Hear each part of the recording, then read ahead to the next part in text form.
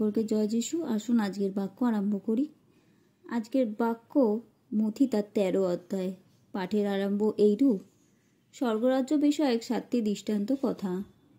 সেই দিন যিশু গৃহ হইতে বাহির হইয়া গিয়া সমুদ্রের কূলে বসিলেন, আর বিস্তার লোক তাহার নিকটে সমাগত হইল। তাহাতে তিনি একখানি নৌকায় উঠিয়া বসিলেন এবং সমস্ত লোক তীরে দাঁড়াইয়া রহিল। তখন তিনি দৃষ্টান্ত দ্বারা তাহাদিগকে অনেক কথা কহিতে লাগিলেন। বীজ বাপকের দৃষ্টান্ত। তিনি কহিলেন, দেখো, বীজ বাপক বীজ বপন করিতে গেল। বপনের সময় কর্তৃক বীজ পথের পাশে পড়িল, তাহাতে পক্ষীরা আসিয়া তাহা খাইয়া ফেলিল। আর কতক বীজ পাষাণময় ভূমিতে পড়িল, যেখানে অধিক মৃত্তিকা ছিল না। তাহাতে অধিক মৃত্তিকা না পাওয়াতে তাহা শীঘ্র অঙ্কুরিত হইয়া উঠিল, কিন্তু সূর্য উঠিলে পর পুড়িয়া গেল এবং তাহার মূল না থাকাতে শুকাইয়া গেল। আর কতক বীজ কাঁটা বনে পড়িল, তাহাতে কাঁটা গাছ বাড়িয়া তাহা চাপিয়া রাখিল। আর কতক বীজ উত্তম ভূমিতে পড়িল ও ফল দিতে লাগিল, কতক 100 গুণ, কতক 60 গুণ ও কতক 30 গুণ। যাহার কান থাকে সে শুনুক।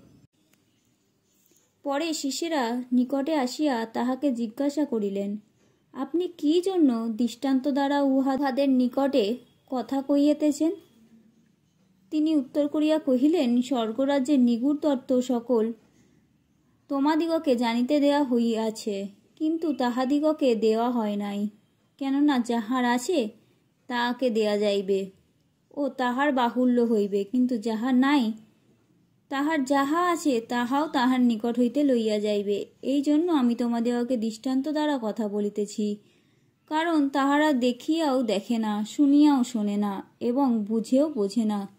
আর তাহাদের সম্বন্ধে যিশায়ের এই ভাববাদী পূর্ণ হইতেছে, তোমরা শ্রবণে শুনিবে, কিন্তু কোনো মতেই বুঝিবে না, আর দৃষ্টিতে দেখিবে, কিন্তু কোনো মতে জানিবে না। কেননা এই লোকেদের হৃদয় অসার হইয়াছে, শুনিতে তাহাদের কর্ণ ভারী হইয়াছে ও তাহার চক্ষু মুদ্রিত করিয়াছে। পাছে তাহারা চক্ষে দেখে, আর কর্ণে শোনে, হৃদয়ে বুঝে এবং ফিরিয়া আইসে, আর আমি তাহাদেরকে সুস্থ করি। কিন্তু ধন্য তোমাদের চক্ষু, কেননা তাহা দেখে, এবং তোমাদের কর্ণ, কেননা তাহা শোনে। কারণ আমি তোমাদিগকে সত্য বলিতেছি, তোমরা যাহা যাহা দেখিতেছ, তাহা অনেক ভাববাদী ও ধার্মিক লোক দেখিতে বাঞ্ছা করিয়াও দেখিতে পান নাই, এবং তোমরা যাহা যাহা শুনিতেছ, তাহা তাহারা শুনিতে বাঞ্ছা করিয়াও শুনিতে পান নাই। অতএব তোমরা বীজ বাপকের দৃষ্টান্ত শোনো।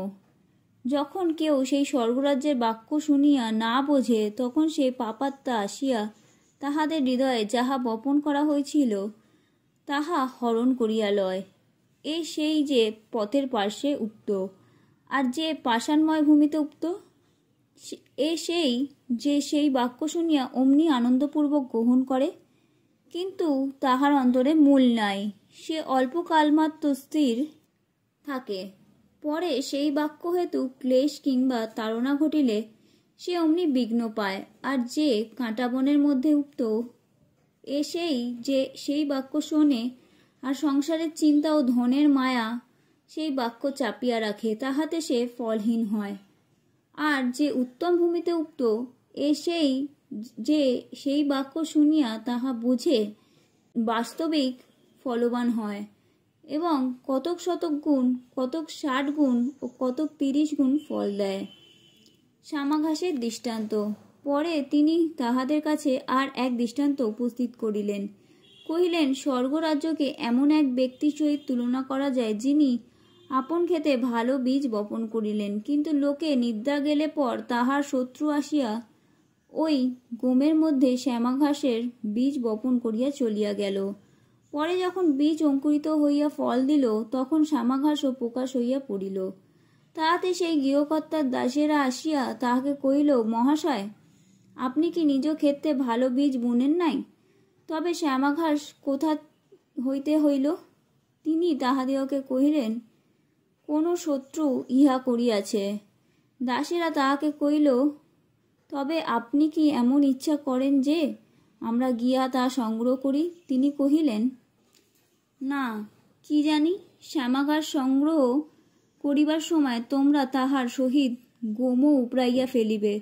শস্য ছেদনের সময় পর্যন্ত উভয়কে একত্রে বাড়িতে দিও। পরে ছেদনের সময় আমি ছেদকদিগকে বলিব, তোমরা প্রথমে শ্যামাঘাস সংগ্রহ করিয়া পোড়াইবার জন্য বোঝা বোঝা বাঁধিয়া রাখো, কিন্তু গোম আমার গোলায় সংগ্রহ করো।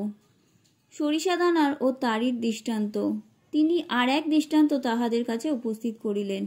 কহিলেন, স্বর্গরাজ্য এমন একটি সরিষাদানার তুল্য, যাহা কোনো ব্যক্তি লইয়া আপন ক্ষেত্রে বপন করিল।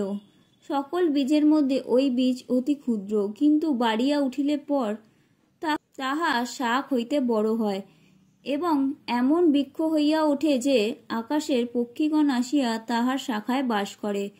তিনি তাহাদিগকে আর এক দৃষ্টান্ত কহিলেন, স্বর্গরাজ্য এমন তারির তুল্য, যাহা কোনো স্ত্রীলোক লইয়া 3 মান ময়দার মধ্যে ঢাকিয়া রাখিল, শেষে সমস্ত তারিময় হইয়া উঠিল।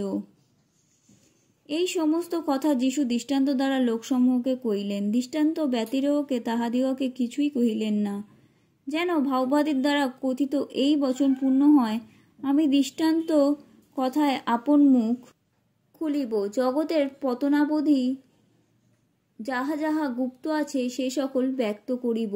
শ্যামাঘাসের দৃষ্টান্তের তাৎপর্য। তখন তিনি লোকসমূহকে বিদায় করিয়া গৃহে আসিলেন, আর তাহার শিষ্যগণ নিকটে আসিয়া তাহাকে কহিলেন, ক্রেতের শ্যামাঘাসের দৃষ্টান্তটি আমাদিগকে স্পষ্ট করিয়া বলুন। তিনি উত্তর করিয়া কহিলেন, যিনি ভালো বীজ বপন করেন তিনি মনুষ্যপুত্র, ক্ষেত্র জগৎ। ভালো বীজ রাজ্যের সন্তানগণ, শ্যামাঘাস সেই পাপাত্মার সন্তানগণ। যে শত্রু তাহা বুনিয়াছিল সে দিয়াবল, ছেদনের সময় যুগান্ত, ছেদকেরা স্বর্গদূত। অতএব যেমন শ্যামাঘাস সংগ্রহ করিয়া আগুনে পোড়াইয়া দেওয়া যায়, তেমনি যুগান্তেও হইবে। মনুষ্যপুত্র আপন দূতগণকে প্রেরণ করিবেন, তাহারা তাহার রাজ্য হইতে সমস্ত বিঘ্নজনক বিষয় ও অধর্মচারীদিগকে সংগ্রহ করিবেন এবং তাহাদিগকে অগ্নিকুণ্ডে ফেলিয়া দিবেন। সেই স্থানে রোদন ও দণ্ডঘর্ষণ হইবে। তখন ধার্মিকেরা আপনাদের পিতার রাজ্যে সূর্যের ন্যায় দৈদীপ্যমান হইবে। যাহার কান আছে সে শুনুক। স্বর্গরাজ্য ক্ষেত মধ্যে গুপ্ত এমন ধনে তুল্য, যাহা দেখিতে পাইয়া এক ব্যক্তি গোপন করিয়া রাখিল, পরে আনন্দ হেতু গিয়া সর্বস্ব বিক্রয় করিয়া সেই ক্ষেত্র ক্রয় করিল। আবার স্বর্গরাজ্য এমন এক বণিকের তুল্য, যে উত্তম উত্তম মুক্তা অন্বেষণ করিতেছিল। সে একটি মহামূল্য মুক্তা দেখিতে পাইয়া গিয়া সর্বস্ব বিক্রয় করিয়া তাহা ক্রয় করিল। টানা জলের দৃষ্টান্ত। আবার স্বর্গরাজ্য এমন এক টানা জালের তুল্য, যাহা সমুদ্রে ফেলিয়া দেওয়া হইলে সর্বপ্রকার মাছ সংগ্রহ করিল। জালটা পরিপূর্ণ হইলে লোকে কূলে টানিয়া তুলিল, আর বসিয়া বসিয়া ভালোগুলি সংগ্রহ করিয়া পাত্রে রাখিল এবং মন্দগুলি ফেলিয়া দিল। এইরূপ যুগান্তেও হইবে। দূতগণ আসিয়া ধার্মিকদের মধ্যে হইতে দুষ্টদিগকে পৃথক করিবেন এবং তাহাদিগকে অগ্নিকুণ্ডে ফেলিয়া দিবেন। সেই স্থানে রোদন ও দণ্ডঘর্ষণ হইবে। তোমরা কি এ সকল বুঝিয়াছ? তাহারা কহিলেন, হ্যাঁ। তখন তিনি তাহাদিগকে কহিলেন, এই জন্য স্বর্গরাজ্যের সম্বন্ধে শিক্ষিত প্রত্যেক অধ্যাপক এমন গৃহকর্তার তুল্য, যে আপন ভাণ্ডার হইতে নতুন ও পুরাতন দ্রব্য বাহির করে। যীশু নিজ নগরে অগ্রাহ্য হন। এই সকল দৃষ্টান্ত সমাপ্ত করিবার পর যীশু তথা হইতে চলিয়া গেলেন, আর তিনি স্বদেশে আসিয়া লোকেদের সমাজগৃহে তাহাদিগকে উপদেশ দিতে লাগিলেন। তাহাতে তাহারা চমৎকৃত হইয়া কহিল, ইহার এমন জ্ঞান ও এমন পরাক্রম কার্য সকল কোথা হইতে হইল? এ কি সূত্রধরের পুত্র নয়? ইহার মাতার নাম কি মরিয়ম নয়? এবং যাকব, যোসেফ, সিমন ও জিহোদা কি ইহার ভাতা নয়? আর ইহার ভগিনীরা কি সকলে আমাদের এখানে নাই? তবে এ কোথা হইতে এই সমস্ত পাইল? এইরূপে তাহারা তাহাতে বিঘ্ন পাইতে লাগিল। কিন্তু যীশু তাহাদিগকে কহিলেন, আপনার দেশ কুল ছাড়া আর কোথাও ভাববাদী অনাদৃত হন না। আর তাহাদের অবিশ্বাস প্রযুক্ত তিনি সেখানে বিস্তার পরাক্রম কার্য করিলেন না। আমেন।